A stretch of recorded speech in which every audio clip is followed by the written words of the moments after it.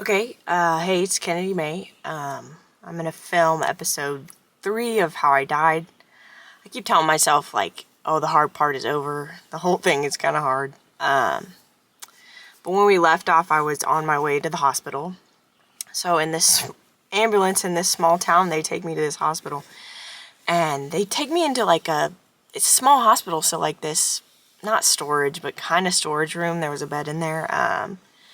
And I wish I remembered the conversation I had, but like I said, I was so out of it. I was seeing things, not because of schizophrenia yet, maybe actually, but because of all the drugs I was on. But this nice lady, she just listened to me talk and talk and talk. And I just remember at the end of me talking, she said something like, yeah, well, I believe in God and I'll pray for you. And that was cool. After that room, they moved me onto a stretcher right behind one of the rooms, so just chilling right there. And one thing I remember from that is I was talking to my sitter, so the person assigned to you to kind of keep an eye on you. And one thing I asked was it selfish? And she said, do you want to hear what I think as a mom? And I was like, yes. And she said, yes, it was very selfish to do what you did. And that was kind of humbling. So I was pretty much really reflecting on my decision. It's kind of shocked that I was still alive. The whole thing, I was in shock. But one thing that sticks with me to this day is that room that I was on the side of. There was a woman who just found out that her mom had died. She must have died, right there, and I can still hear it, just the wailing, just the cry, it was really heavy, and in that moment, the universe was telling me, that's what you just did to your people. That's exactly what you just did to your people. That's how it would have been if you actually died. It would have been worse.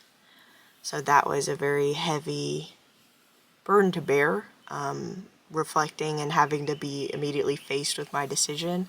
It was heavy. Next thing I know, they had me in a bed in a different room, and they had me with 2 sitters, and I remember looking at one and said, am I gonna die?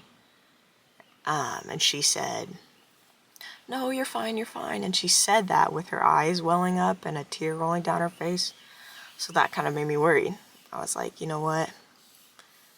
I could die still. And doctor came in and was like, the thing we're worried about is how much acetaminophen you took that can shut down your liver and you can die from that. And I really tried, I'm proud of myself for this, I tried really hard to not get scared. Because in my belief, the more you think about death, the more you feed it with fear, the closer it comes. So I had to, tell myself, you know what, you made this decision. Whatever happens is supposed to happen. I just remember sitting in that room because we're waiting for an ambulance to take me to the Texas hospital. Sitting in that room, and I remember laying down and looking up, and there was a single fly right above me. And to me, it's a little woo-woo, but to me that was my mom watching over me, and I got nervous at that because I thought, damn, that's how my mom is gonna be there when I pass over, when I die here.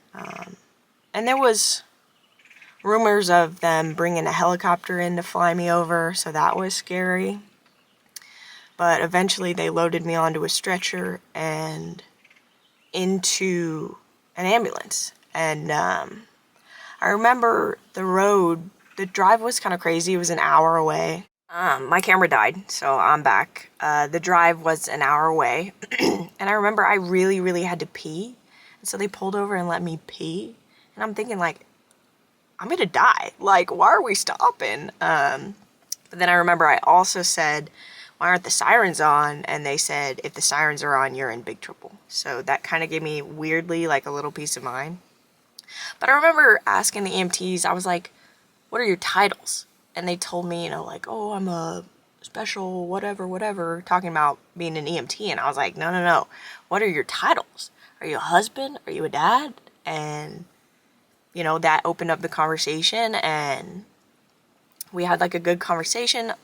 it's weird. I don't know. People trauma dump on me, even when I'm going through some of the most traumatic shit in my life. They trauma dump on me, which is fine. I needed to help in that moment. I needed to focus on healing other people because I couldn't deal with healing myself at the moment because I was scared. But that was a good ride. And I remember when they dropped me off, he said, "Thank you for making me think differently about my title." And that was pretty cool. That kind of sticks with me still today. So they bring me in. It's late at night by this point. They bring me in maybe 10 o'clock. I don't know. Time was not real in that moment. It's not real in general. They take me into the ER. And they have me in the ER. And I was there for what felt like forever. Oh, hang on. I gotta get something. So I'm in the ER. And I can hear them at the nurse's station kind of talking about me, which whatever. And they were saying things like, "Oh, it's so sad, like, she's all alone," like, some of them, were, I imagine, starting to cry, which, whatever, I'm not really proud of that, but it felt good to know that people gave a shit when I didn't have my family or anybody around me. And, I remember they kept asking me, "You want to watch something on TV?" And I was like, no, but they did put on, like, Craig of the Creek and, like, one thing called The Owl House or something, which, comfort shows for me, funny enough. But I remember I had the TV turned off. Like I said, I was in there for hours, probably till 1, 2, 3 the next morning, 4 or 5 the next morning, because they didn't have a room for me yet on the ICU. But I remember one of the guys, I love this, I have a pencil box with all my stuff and mementos from that time in my life, and he came in and we were coloring together, and he colored this picture of Pocahontas, and it says, "Hearts." Sorry, Franklin's probably loud. It says, "Heart strong," but he put "always heart strong." And looking at that kind of makes me cry sometimes because, people that didn't have to were looking after me, and that felt really good. Something on a lighter note. I don't know if my nurses or doctors or whatever out there know about this, but they have to take like a deep blood draw from like up on your wrists, like deep under there. And I remember this nurse or whatever came down and she could not find the vein, and it hurt really bad. And I remember, this is fucked up, I remember I said, "I'm trying really hard not to say I want to kill myself right now," and freaked her out a little bit. She had to call down an actual doctor from a different floor, and he had to do it, which is whatever. But something that's really cool that I remember about that moment is that he looked at her and said, "Listen, this is the first time you've had to calm me down this night. Like, you're doing a great job." Must have been her first night on the ER alone or something. So that was really cool. I'm really glad that he said that to her. That was just cool moment. So I'm in the ER for what feels like forever. And then my mom obviously was making frantic calls. She's a nurse, so she needed to know everything, be as close as she could from a distance, because I'm in Texas, she's in Nebraska. And I finally get a room, and I go up to the ICU, and they hook me up with huge IVs. And I remember I would move like this, and the needle would go like in and out, and it wasn't a needle, it was like fucking tube. Like, that shit was crazy. Like I said, that's why I got 6'7", where the IVs went. I even told him in there, I was like, "I'm gonna get 6'7" tattooed." My first tattoo, I got it at a mall, whatever, it goes hard. Wait, where is it? Right there. The coffin says, "Say memento mori, remember you must die."